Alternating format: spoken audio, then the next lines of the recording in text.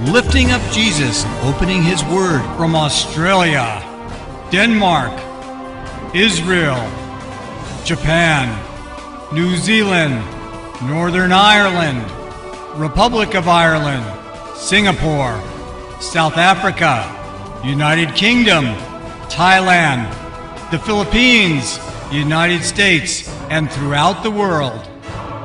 You're watching Moriel TV.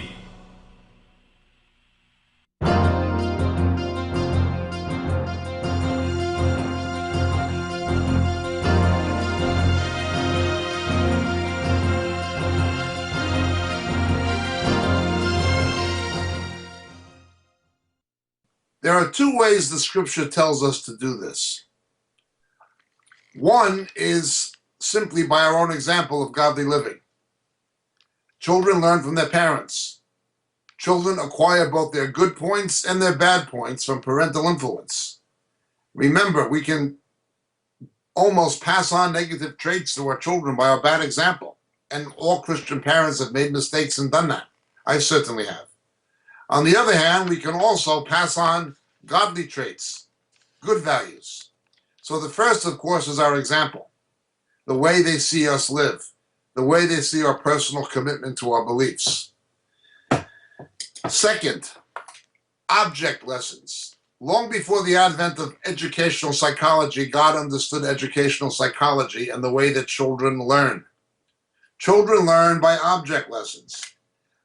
Object lessons are a good way to teach children in Sunday school. Look with me, please, to the book of Exodus, chapter 13.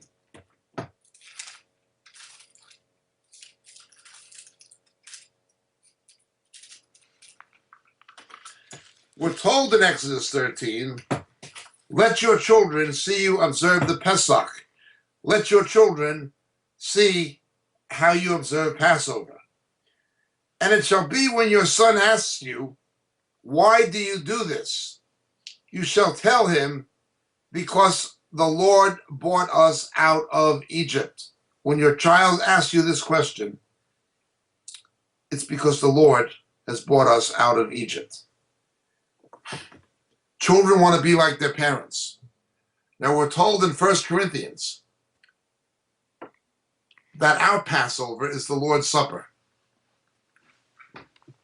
Don't let little children who have not been born again and baptized take the Lord's Supper. Let them see you doing it. Why can't I do this? My mommy does it, my daddy does it, my older sister does it.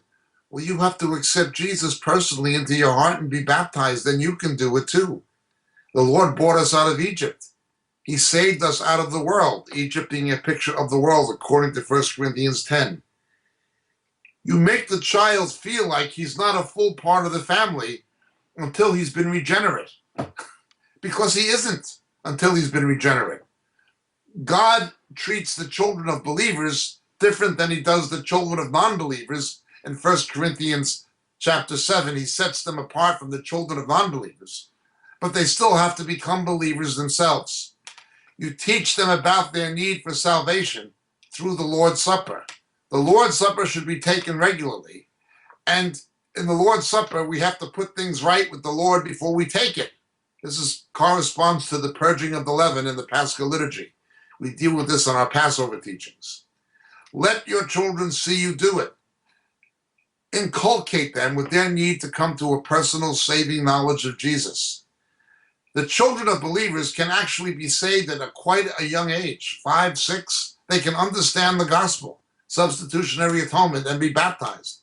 Nobody says a child cannot be born again and cannot be baptized. But do not make the mistake of thinking that by sprinkling an infant, which is complete nonsense, or just because they have Christian parents, you give them the Lord's Supper because Jesus said, suffer the children unto me, theirs is the kingdom of heaven, therefore we should give them the Lord's Supper. That is not scriptural. That is not scriptural. Use the object lesson of the Lord's Supper to teach them about their need for salvation. Those are the ways the scripture tells us. Thank you for your question. My name is Jacob Prasch.